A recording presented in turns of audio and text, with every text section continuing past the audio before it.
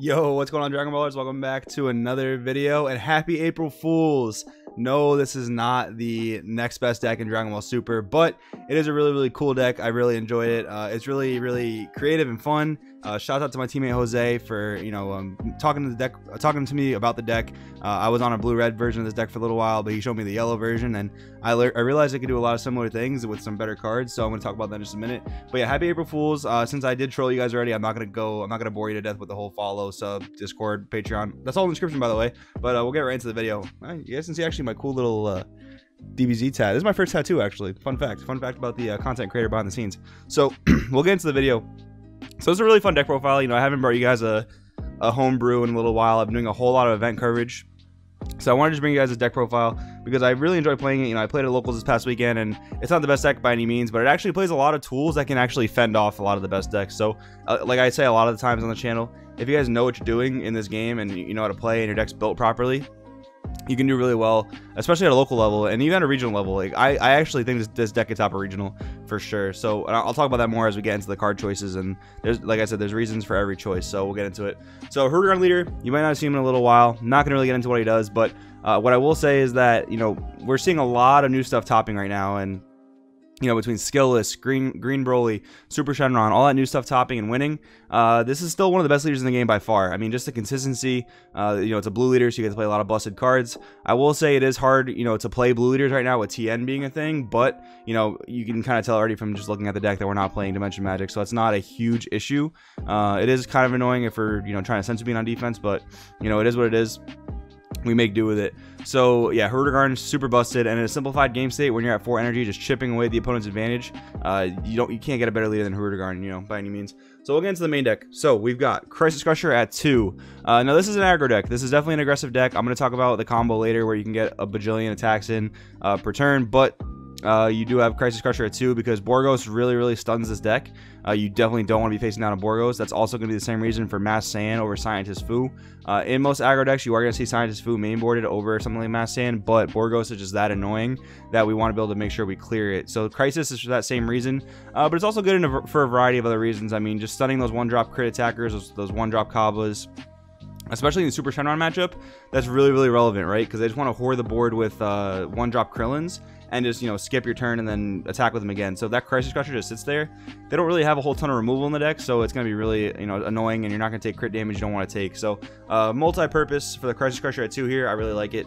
Then the 2 Mass Saiyan, I kind of mentioned it already. It is a cheap double strike attacker. Yeah, you can swing for game with when all else fails. That definitely won me some games this past weekend, but yeah, it's more for the Borgos removal. You can definitely do Scientist Fu in this slot if you want, but Borgos and the yellow Whis are actually very popular right now. So I would advise playing Mass Saiyan 5-drop, but up to you. Senzu Bean, of course, an amazing defensive card, just like Unyielding Spirit Trunks. You use it on offense, you untap energy, you go in. That's what this deck wants to do, is actually untap a lot to extend their plays, and I'll explain a little bit more about that once we get into the middle part of the deck here. But yeah, super good. Senzu Bean also obviously amazing on defense, and this is one of the cards you play that actually helps you survive the Super Shenron turn. So fun fact, you guys following this channel, you get some exclusive content here. One of the ways to beat Super Shenron, you want to hold Senzu Bean, of course. You are playing against a Storm-like deck, so Senzu Bean's amazing. That's obvious, but I like to hold my Senzu Beans for after they skip turn, as much as I can, right? So let's just say, this is like godly, but let's say I have 3 Senzu Beans in my hand. I'll only use 1 on the turn that I know they're going to skip to the next turn for them. So I'll hold a double Senzu Bean for the following turn, because then it's really hard for them to kill you, right? So that's what I like to do. If you have double Senzu Bean, I'll try and hold both for the second turn and try my best to survive the first turn. That's ideally what you want to do, in my opinion. Just so you know, if you do play this deck and you face down Super Shenron, you do have a fighting shot. Between that and Hoi, you do have a real fighting shot to defend off those those last few shots. You can't go to 2 against that deck because you will probably auto lose to Mirror Champa battering, but that's besides the point. You want to try and stay at 3 as much as you can. Then we have the 3 Minosha, 2 legs package. I'm a real big fan of the 4-4 or the 4-3 split, but this deck is so tight on cards. Like, you're going to see some weird numbers in here that, honestly, I'm not in love with, but they do work to the best of their abilities. They work perfectly fine for what the deck needs to do, and the deck's, like I said, the deck's space is very tight. So the 3-2 split's good. You can ditch it from your leader, obviously, to search the legs, and your leader becomes literally a draw 2, which is busted. And also, if you ditch the Minosha off of the Sanduo Son Goku effect, which I'll talk about in just a minute, you get another plus there as well, so it makes that engine more valuable for you essentially. 4 Hoi, still one of the best super combos in the game, by far. Paragus outclasses this a little bit, but as of right now, they're both equally as good, and Hurugard's still an amazing leader in my opinion, so can't really complain there. Then we have the 4 Sanduo Son Goku. So the Sanduo package is basically what this deck is built around. So this is a card that we're not really seeing in play a whole lot. It's not really in rotation right now, but I think it's still very powerful, so I'm going to talk about it a little bit. So we got the 2-drop Sanduo Son Goku here. What he does is, if Sanduo Vegeta is in play in your battle area, this card gains plus 9k. So he is a threatening attack on an awakened leader, which is kind of important. So when you play this card, you may choose 1 card from your hand, place it in the drop area. If you do, choose 1 Sanduo Vegeta from your deck or drop area, play it in rest mode, then shuffle your deck if you look through it. So pretty interesting how they let it come out in rest mode, so you can't get that extra attack off, because the Vegeta, spoiler alert, does come in at a 10k attacker, but it does come in rest mode. But yeah, so you do get to threaten with a 10k attack here, and you get to basically go right into your Vegito, which with the next card, the Sanduo Vegeta. So Vegeta, he says, while this card's in play, you cannot play non-Vegito battle cards. So basically, the next action you take after playing the Vegeta and attacking with the Goku is going to have to be playing Vegito, which is totally fine. That's what the deck wants to do anyway, right? So while this card's in play in your battle area, you can't play those. And then permanent, if the Goku is in play in your battle area, this card gains an additional 9k. Not super relevant because it does come in rest mode, so unfortunately you can't attack with it. You could play like the Toa to restand it, but it's really not worth it in this deck by any means. And then when you play this card, choose one of your blue energy, switch to active mode. So the ideal curve of this deck, turn 1, you want to charge yellow for sure. We'll talk about that a little bit more later. And then turn 2, you want to charge blue, because that's going to be your combo. You need 1 blue, 1 colorless to play the Goku, and you need the Vegeta to restand a blue, because that's all he can restand. So only 2 of him in the deck, because realistically, I'd only play 1 if it wasn't for the fact that I'd be afraid of him to end up in my life. So we play 2 because it's actually pretty nice. If you open the Vegeta, you can actually just ditch it right off the Goku and summon it right from the drop area, which is pretty solid. But yeah, otherwise you just want to fetch it from the deck, and ideally you want to discard Minosha. But if that's not the case, then ditching anything or ditching the Vegeta itself to summon the Vegeta is pretty good. So it's basically just another free body on the board, which is really solid. Then we're going to go into our Vegito package. So before I talk about the candy, I'm going to talk about the Vegito powers combined, because that is the next part of our chain. So your opening hand, you want to hit, Sanduo Son Goku and Vegito's power combined. The nice thing is we do have Planet Vegeta to search both those cards. That's why we want to charge yellow turn 1. But so yeah, Planet Vegeta to search both of those. So Vegito, what he does is 1 energy Union Patora for a Goku to Vegeta. You place 2 cards in active mode on top of each other, and then this card comes in active mode. Another cool thing you do too is, like, when I'm trying to extend my aggro plays here, I'll attack with the Goku, and like I'll double Senzu Bean it or Senzu Bean it, whatever, and then the power increase will transfer over to the Vegito, which is really solid as well. So back to what he does. When you play this card, draw 1 card, and then if you play this card using Union, you draw an additional card. So when you do Union Fusion them, you draw 2 cards, which is really good. So let's say the Goku, you summon it, you ditch a Minosha, you even out on the ditch, and then you summon a Vegeta. That's a +1, in overall card economy. Then let's say you fuse into the Vegito, so you lose that Vegeta, so you take you go back to a net 0 because you haven't gained any cards. But then the Vegito comes in and draws 2 cards. So that's gonna be a +2 right there, which is really, really good. So just sheer card advantage. This deck gets a lot of hand size really fast.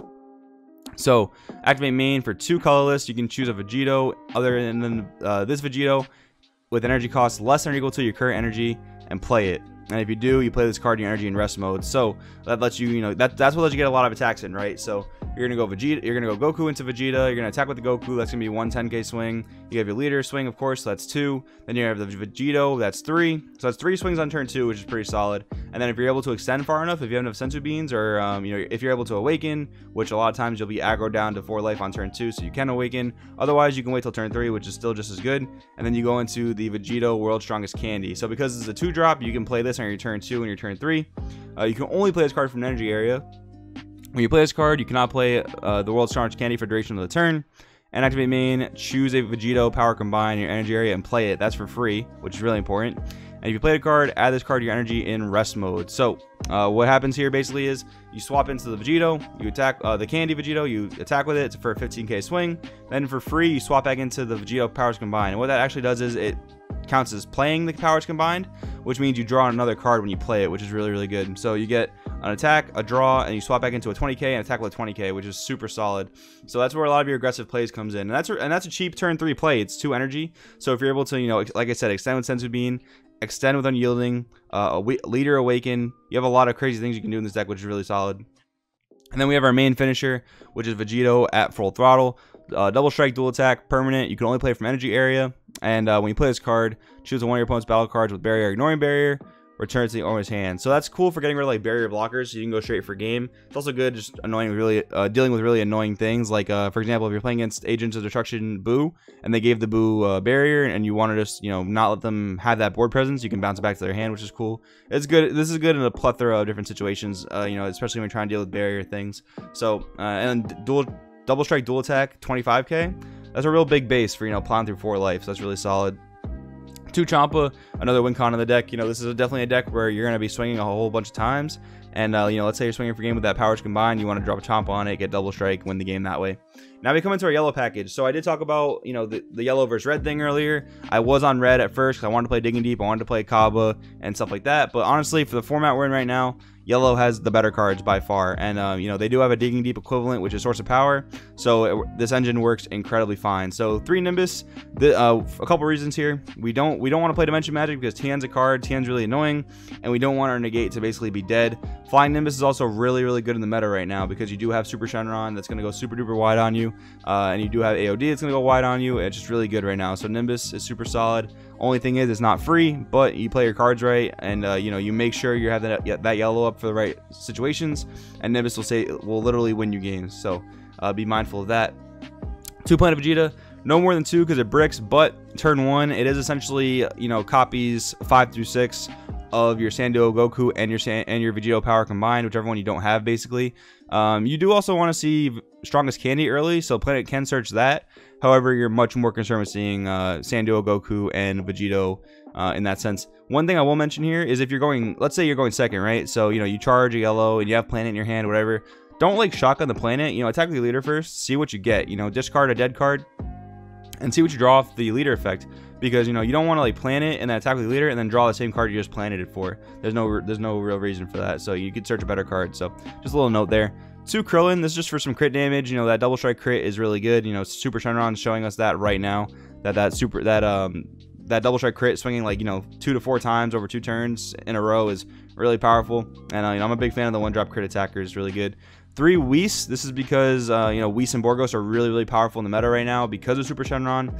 That's basically you stun their entire deck. If they don't hit Crisis Crusher in the opening hand, their deck is slowed down immensely. So this card's a really good meta call right now, and I'm really happy there's a yellow one. This is another reason to play the yellow package over the red package, because if you play the red package, to play any card like the Whis, you have to play the Borgos, and that means you have to cut down on your red. So the fact that Whis is just yellow and it works really well turn 1, it's your kind of like your best turn 1 play, especially against Super Shenron. Really, really powerful. And then we have the 3 Sorts of Power to round it off. This is just a great aggressive card. Helps you awaken. It's good against Shenron decks when they don't attack you and you want to get flipped by turn 4. In those matchups, it is very, very slow. And yeah, it just push a lot of damage. He is a Goku, so you can technically fuse with him after swinging twice, and then that 5k power transfer will come over to the Vegito. Doesn't come up a whole ton because you don't really have a Vegeta next to him a lot of times unless you Sanduo'd and for some reason couldn't power combined on the previous turn. But the game always gets into crazy situations, so that could happen at any time. So guys, this is the deck. Again, super fun. You're going to see some weird ratios here because it is a very, very tight deck. But again, super fun. A great engine. Draws a lot of cards. Has a powerful finisher.